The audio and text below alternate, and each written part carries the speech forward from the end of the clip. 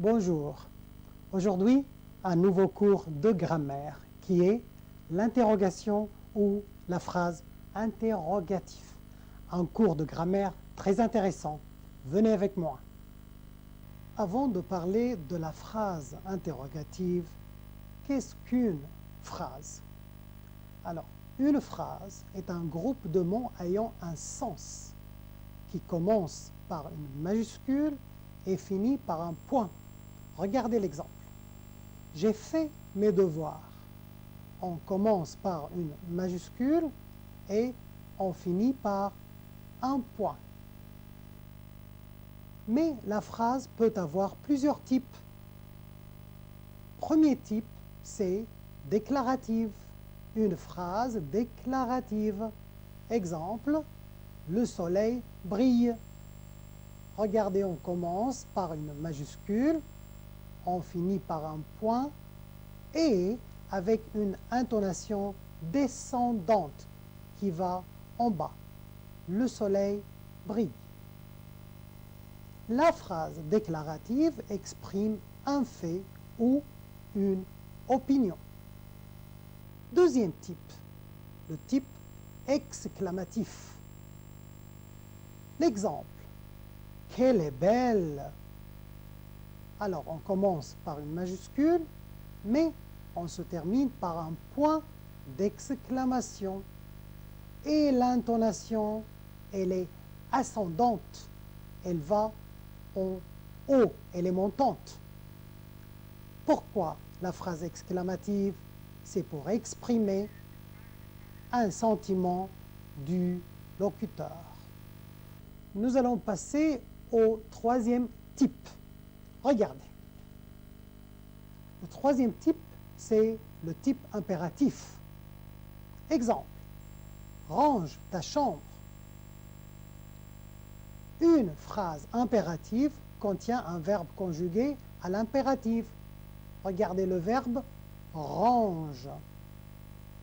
On commence par une majuscule et on se termine par un point. Et l'intonation, elle est descendante. Range ta chambre. Pourquoi la phrase impérative? C'est pour donner un ordre, une défense ou un conseil. Quatrième type, qui est notre sujet d'aujourd'hui, c'est le type interrogatif. Exemple. Avez-vous terminé votre devoir? On commence aussi par une majuscule, mais attention, on se termine par un point d'interrogation. Et la phrase interrogative est utilisée pour poser des questions. Pour l'interrogation aussi, nous avons deux types, l'interrogation totale et l'interrogation partielle. Suivez. Tu connais cet homme? Oui. Qui est cet homme? C'est Samy, mon cousin. La première, c'est totale. La deuxième, c'est partielle. Dans l'interrogation totale, on pose la question sur toute la phrase. Alors, elle porte sur toute la phrase. Quand je réponds « oui », c'est-à-dire « oui, je connais cet homme ». Et dans l'interrogation partielle, on pose la question sur un seul élément de la phrase. Et ici, sur l'élément « qui ». La réponse « Samy », sur un seul élément de la phrase. La réponse dans la première phrase, c'est « oui » ou « non ». Et dans la deuxième phrase, c'est une réponse libre, c'est une réponse qui est une phrase entière. L'interrogation totale, elle est marquée par l'intonation, c'est-à-dire je peux poser une question en utilisant seulement l'intonation. Exemple. Tu parles français? Attention à l'intonation et attention à la fin de la phrase. À l'écrit, c'est marqué par le point d'interrogation et à l'oral, c'est par l'intonation montante. Deuxièmement, on peut formuler une interrogation totale en utilisant la formule interrogative « Est-ce que ?» Exemple. Est-ce que tu parles français? Et troisièmement, avec l'inversion de l'ordre sujet-verbe. On inverse ces deux places, le sujet et le verbe. Exemple. Parles-tu français? Alors, au lieu de dire « tu parles français », on a inversé « parles-tu français ?» Regardez, nous avons tout d'abord le verbe avec un trait d'union et après « tu », le sujet. Attention dans ce cas-là. Regardez cet exemple. Parle-t-il français? Alors, si le verbe se termine par une voyelle, comme parle, et le pronom sujet commence par une voyelle, comme il faut introduire un T entre les deux, comme dans l'exemple. Parle-t-il français? Voilà. Pierre, parle-t-il français? Alors, ici, si le sujet de la question n'est pas un pronom personnel et qu'on veut faire l'inversion, on doit garder le sujet tel qu'il est, comme Pierre, on va garder Pierre, et on va faire l'inversion avec le pronom personnel correspondant. Alors, on a laissé Pierre et on a introduit il pour faire l'inversion. Parce que Pierre n'est pas un pronom, c'est un nom. Maintenant, nous allons passer à une autre forme de la phrase interrogative en utilisant des adjectifs interrogatifs. Quel? Suivez avec moi. Nous avons 4 formes, puisque c'est un adjectif. La première forme, c'est quel pour le masculin singulier. Quel pour le féminin singulier. Quel masculin pluriel et quel féminin pluriel. Regardez ces exemples. Et votre prénom? Ici, je pose la question sur le mot prénom, qui est un nom masculin singulier. Alors, je vais utiliser quel avec un seul L. Dans quelle ville habitez-vous? Ici, l'adjectif interrogatif va se correspondre avec le mot ville qui est féminin singulier. Troisième, monument visitez-vous? Monument, c'est un nom masculin pluriel. Alors, nous allons utiliser quel. Et finalement, sont vos dates de vacances?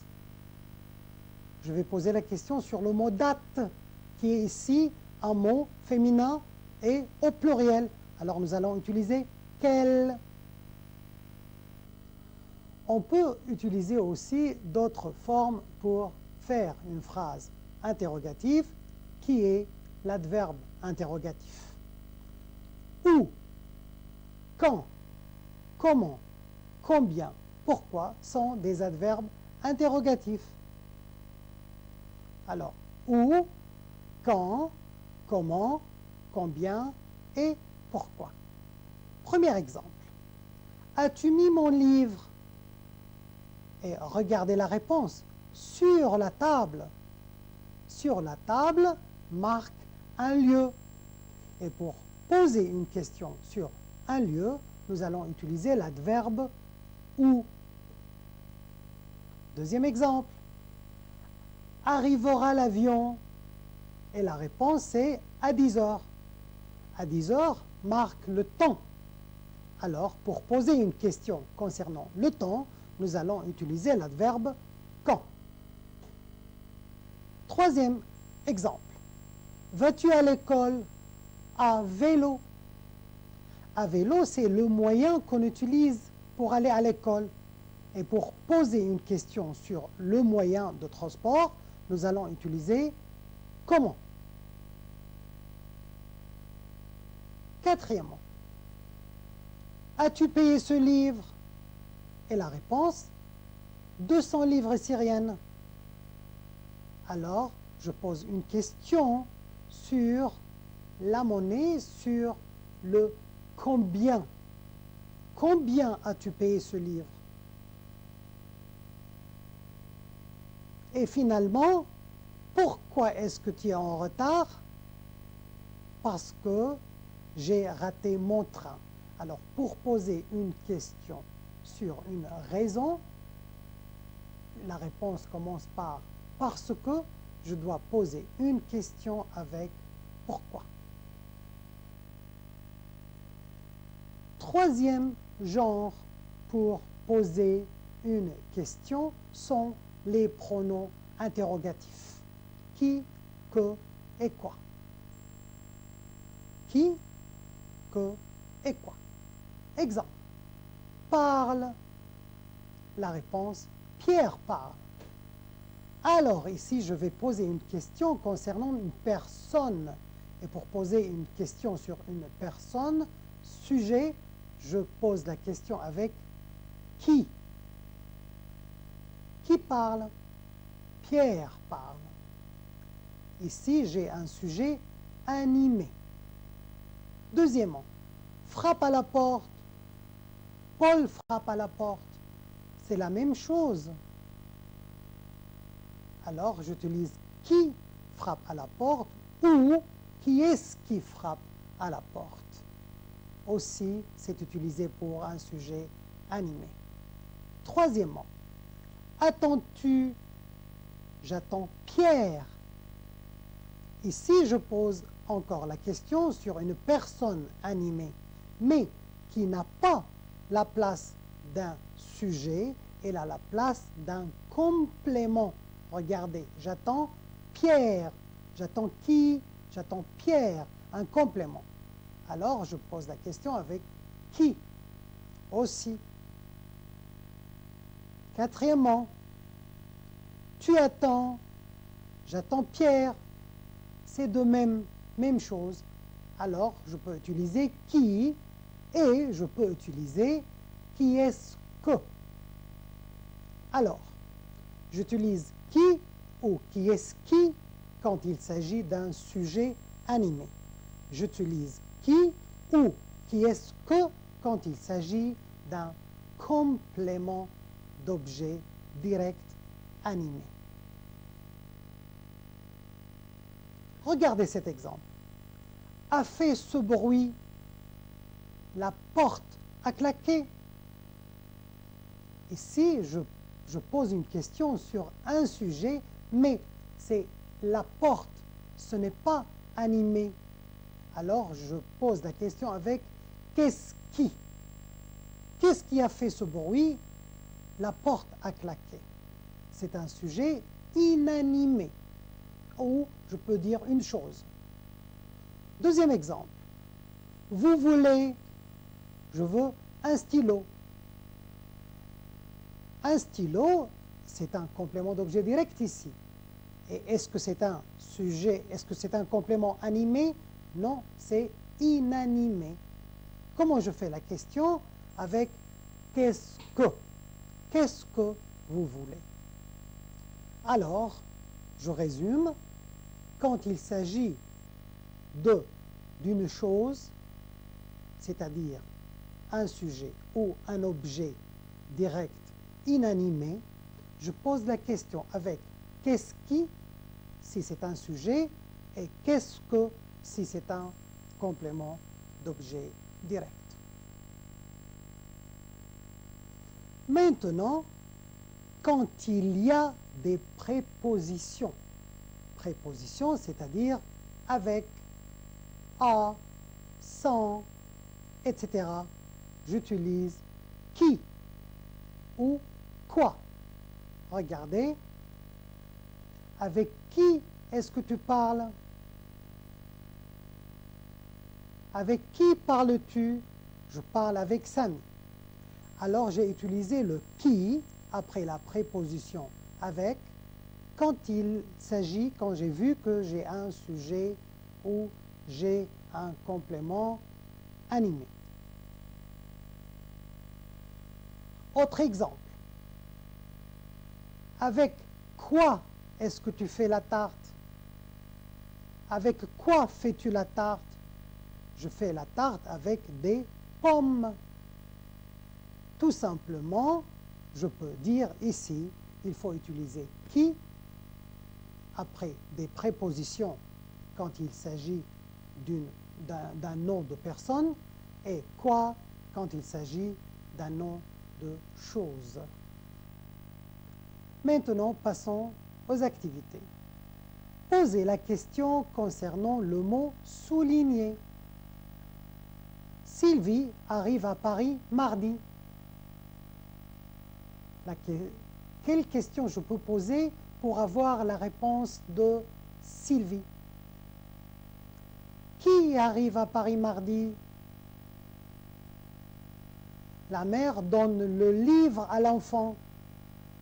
Le livre, complément d'objet direct. Une chose. Alors la question, qu'est-ce que la mère donne à l'enfant?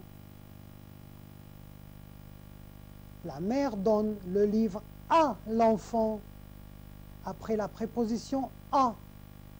La question c'est à qui la mère donne-t-elle le livre? Il habite à Paris. Un nom de lieu. Alors je dois poser la question avec où. Où est-ce qu'il habite? Ou je peux dire où habite-t-il? Parce que j'aime mon travail. Parce que je donne une raison. Alors, la question doit commencer par pourquoi. Pourquoi travailles-tu longtemps? Ou pourquoi est-ce que tu travailles longtemps? J'ai 4 livres en français. Il donne ici la quantité. Alors, je pose la question avec combien? Combien de livres en français as-tu? La voiture roule très vite. La question, comment la voiture roule-t-elle? Très vite. Il parle bien français. Comment parle-t-il français? Alors j'ai posé des questions ici avec comment, parce qu'il s'agit d'un adverbe de manière. Le directeur est très dur avec ses employés après la préposition avec et un nom concernant des personnes. Alors, avec qui le directeur est-il très dur? C'était notre cours d'aujourd'hui de grammaire, l'interrogation. Au revoir.